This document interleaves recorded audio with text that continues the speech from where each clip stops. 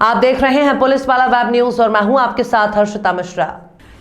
जबलपुर के बड़दा दादा ग्राउंड में हो रही श्रीमद् भागवत कथा के अंतिम दिवस कौरव पांडवों का युद्ध और सुदामा चरित्र की कथा सुनाई गई। 9 नवंबर से 15 नवंबर तक आयोजित कथा का सप्तम दिवस आज समापन को कथा का वर्णन विश्वविख्यात कथावाचक सुश्री जया किशोरी को मुखारविंद से किया गया। कथा का श्रवण करने शहर से लेकर दूर दराज से भक्त पहुंचे। श्रीमद् भागवत कथा के रस का पान भक्तों के द्वारा किया गया।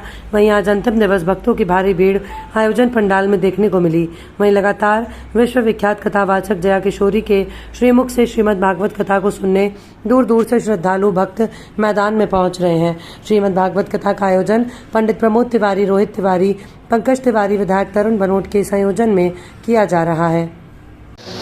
उसके पास जाते हैं क्योंकि उसकी एक आदत थी कि वो दान बहुत करता था और इसीलिए उसके पाप का घड़ा शायद भर नहीं रहा था। ये कहा जाता है दान करने से पाप कटते हैं। इसका मतलब ये नहीं कि आप आइडिया लगा लीजिए, ये तो अच्छा तरीका है, पाप करो दान करो, पाप करो दान करो, क्योंकि दंड मिलता है। हो सकता है उस दान की वजह से दंड थोड़ी देर से मिलेगा पर मिलेगा जरूर।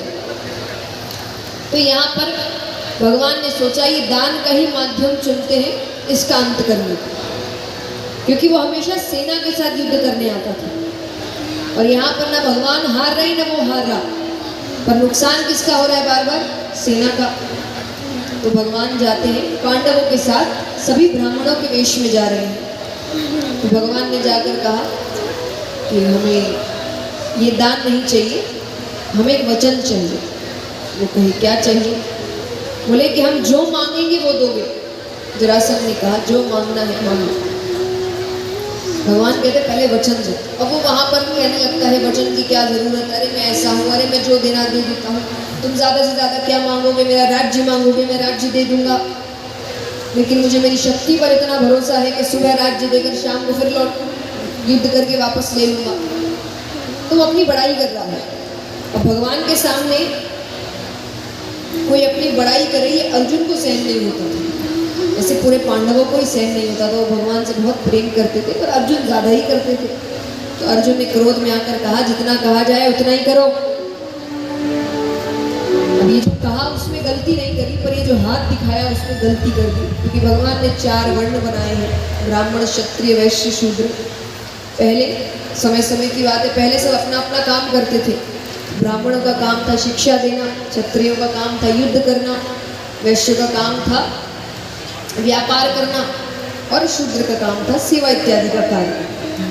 तो यहाँ पर जो क्षत्रिय है वो बाण चलाते हैं, तो जो प्रत्यंचा चढ़ाते हैं उसके कारण हर क्षत्रिय के अंगूठे पर एक निशान होता है। वो जो भी बाण चलाता है उसके हाथ में होगा, और पहले क्षत्रिय ही चलाते हैं। तो जैसे ही अर्जुन ने हाथ उठाया तो जरासंध की नजर अर्जुन के अंगूठे पर पड़ी। वो समझ गया ये ब्राह्मण नहीं है, ये सब क्षत्रिय है। अब उसकी सेना आ गई। वो कहे सबके सब सामने आ जाओ असली रूप में अपने, वरना मुझसे बुरा कोई नहीं होगा। सब अपने असली रूप में आए। जरासंध कहे कृष्ण क्या चाहिए तुम्हें? भगवान कहते मल्ल युद्ध करना है। अब कोई